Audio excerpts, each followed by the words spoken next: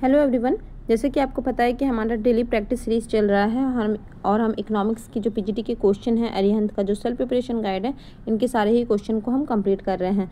हमने chapter number 4 तक कर लिया है। आज हम कर रहे हैं चैप्टर नंबर 5 जो कि है प्रोड्यूसर इक्विलिब्रियम एंड सप्लाई। ठीक है, चलिए शुरुआत करते हैं। पहला जो हमारा क्वेश्चन है, देखते हैं जितना क्वेश्चन हो पाएगा पॉसिबल उतना क्वेश्चन हम मैक्सिमम क्वेश्चन कर लेंगे, है ना। ज़्यादातर तो हम एक पेज का टारगेट रखते हैं, लेकिन फिर भी देखते हैं, अगर ज़्यादा हो पाएगा तो ज़्यादा कर लेंगे। ठीक है, सबसे पहला क्वेश्चन जो हमें दिया गया है, थोड़ा सा और जूम कर लेती हूँ मैं। ये देखिए, सबसे फर्स्ट जो क्वेश्चन हमें दिया गया है वो है supply of a particular commodity. एक minute, supply of a particular commodity by an individual firm at different price in the market is term as. ठीक है, जो भी सप्लाई हो रही है कोई भी पर्टिकुलर कमोडिटी की एट अ इंडिविजुअल फर्म, है ना, बाय एन इंडिविजुअल फर्म, तो उसे हम क्या कहेंगे, उसे हम कहेंगे इंडिविजुअल सप्लाई। ठीक है, करेक्ट क्या हो जाएगा, option number 2, that is the individual supply. Next देखिए, क्योंकि एक इंडिविजुअल फॉर्म के द्वारा दिया जा रहा है ना, तो ये तो क्लियर हो रहा है पढ़ने से ही। नेक्स्ट देखेंगे क्वेश्चन नंबर 2 को, quantities of a particular commodity offer for a sale by all the firm at different prices in the market is known as. अच्छा, ओहो, क्या है, quantities of a particular commodities offer for a sale by all the firm at a different price. यहाँ पर all the cell, वहाँ पर एक only particular individual firm था, यहाँ पर सारे ही फर्म की बात की गई है। ठीक है, सारे फर्म की बात की गई है eight different price in the market, तो उसे हम क्या कहेंगे, मार्केट सप्लाई, इंडिविजुअल, एक्चुअल या फिर स्पेसिफिक। तो बिल्कुल ये हमारा हो जाएगा मार्केट सप्लाई। ठीक है, क्योंकि सारे ही फर्म के द्वारा किया जा रहा है। नेक्स्ट देखेंगे क्वेश्चन नंबर 3 को। क्वेश्चन नंबर 3 है हमारा, supply schedule has two aspect, individual and general and market and individual, या फिर none of the above। तो यहाँ पर हो जाएगा मार्केट एंड इंडिविजुअल। ठीक है, जो सप्लाई शेड्यूल बनता है वो मार्केट और इंडिविजुअल का बनता है। नेक्स्ट देखेंगे question number 4, it is a tabular presentation of a various quantity of a commodity offered for a sale corresponding to the different possible price of the commodity. तो जो शेड्यूल बनता है, जो टेबुलर प्रेजेंटेशन होता है, उसे क्या बोला जाता है, तो उसे सप्लाई शेड्यूल बोला जाता है। ठीक है, ऑप्शन नंबर 2। नेक्स्ट देखेंगे क्वेश्चन नंबर 5 को। क्वेश्चन नंबर 5 क्या कहता है, supply curve shows the positive relationship between, positive relationship होता है किसका, तो प्राइस और सप्लाई का। देखिए, price of a commodity, price of commodity and time, quantity of commodity and time, price of a commodity and the market supply, price of a commodity and it's quantity supplied. तो जो price होता है और quantity supplied होता है, दोनों के बीच का जो पॉजिटिव रिलेशन होता है वही सप्लाई कर्व हमारा क्या करता है, शो करता है, रिप्रेजेंट करता है। ठीक है, नेक्स्ट देखेंगे क्वेश्चन नंबर 6 को। ये तो मैच द फॉलोइंग है, थोड़ा सा छोटा कर देती हूँ। क्या है हमारा, इधर में लिस्ट 1 में हमें दिया गया है increasing cost industry. Increasing cost industry का क्या हो जाएगा, एक मिनट, इधर से देखते हैं लिस्ट नंबर 2 से, तो ज़्यादा इजी पड़ेगा। ठीक है, horizontal long run supply curve. Horizontal long run supply curve का मतलब है कि सप्लाई कर्व में कोई चेंज देखने को नहीं मिल रहा है, मतलब कांस्टेंट है एक तरीके से। ठीक है, जो भी आपका कॉस्ट है वो क्या है, कांस्टेंट है, तो ये हो जाएगा 1 का 3। नेक्स्ट देखेंगे positively sloped long run supply curve. Positively sorry, positively slope का क्या मतलब है, पॉजिटिव स्लोप तभी बनेगा जब कॉस्ट क्या होगा, कम होगा। ठीक है, तो ये हमारा हो जाएगा डिक्रीजिंग कॉस्ट इंडस्ट्री, 2 का हो जाएगा बी। नेक्स्ट देखेंगे नेगेटिवली स्लोप, नेगेटिव सप्लाई कब बनेगा, जब हमारा कॉस्ट क्या हो जाएगा, ज़्यादा हो जाएगा, तो ए का हो जाएगा 3। तो हमें दिख रहा है कि ए के लिए 3, ए के लिए 3, बी के लिए 2 और 3 के लिए, सी के लिए 1, है ना।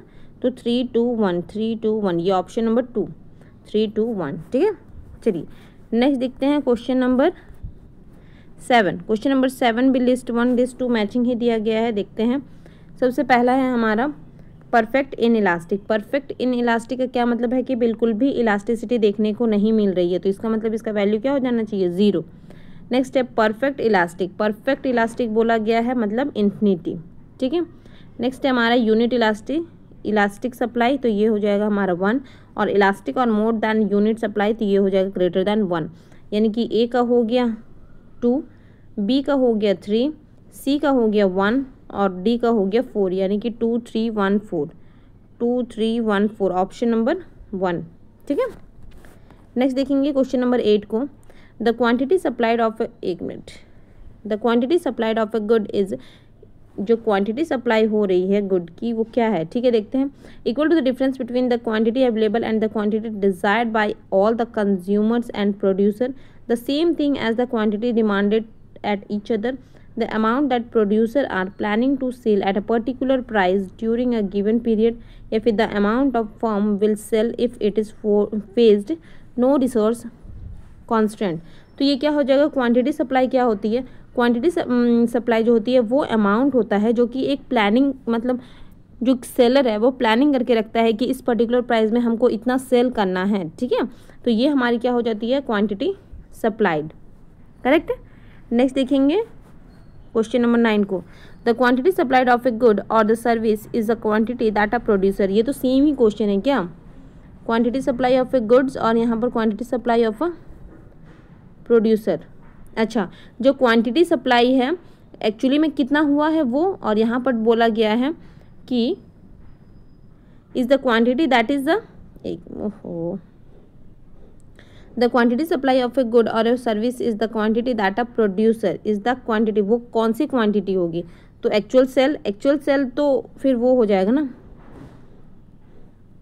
Should sell at a particular price, is willing, हाँ बिल्कुल, इज विलिंग टू सेल, वो जो सेल करने का विल रखता है, ठीक है, मतलब जितना वो सेल करना चाहता है एट ए पर्टिकुलर प्राइस, ये क्या हो जाएगा हमारा quantity supply of a good, ठीक है।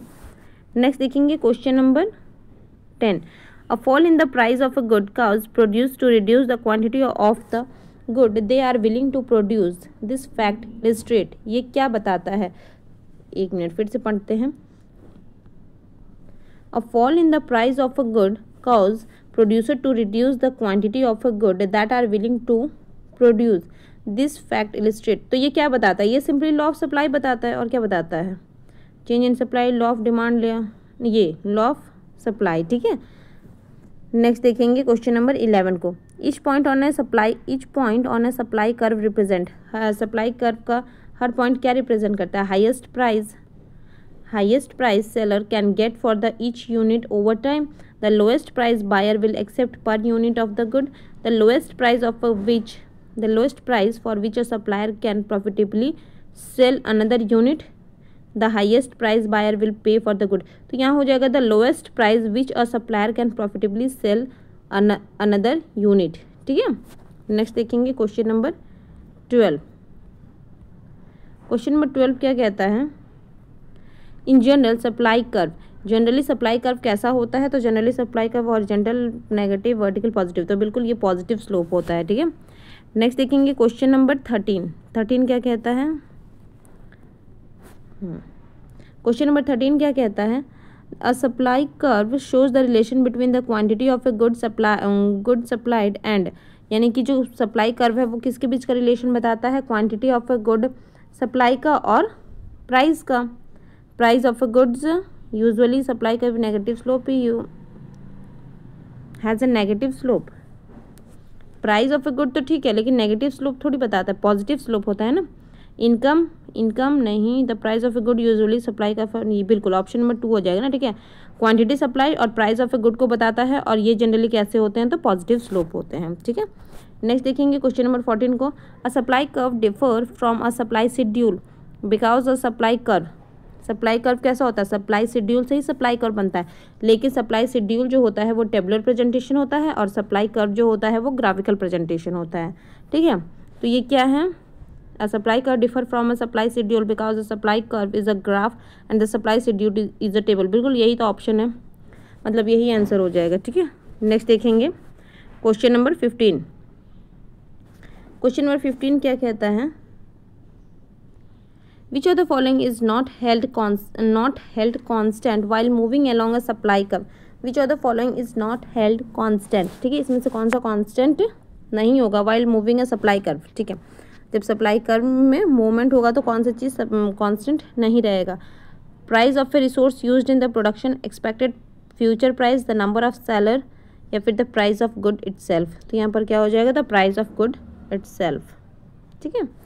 नेक्स्ट देखेंगे क्वेश्चन नंबर 16 को, if a producer can use resources to producer either good A और good B, then A and B are, मतलब एक प्रोड्यूसर है वो क्या कर रहा है, यूज़ कर रहा है रिसोर्स को गुड ए और गुड बी बनाने के लिए, यानी कि दोनों में लगभग मतलब अप्रोक्सीमेटली सेम रिसोर्स यूज़ हो रहा है। तो इसका मतलब ए और बी किस टाइप के गुड हैं, तो सब्स्टिट्यूट गुड्स है ना। ये तो हमने कंजम्पशन वाले चैप्टर में खूब पढ़ा है, सब्स्टिट्यूट्स और कॉम्प्लीमेंट्री गुड।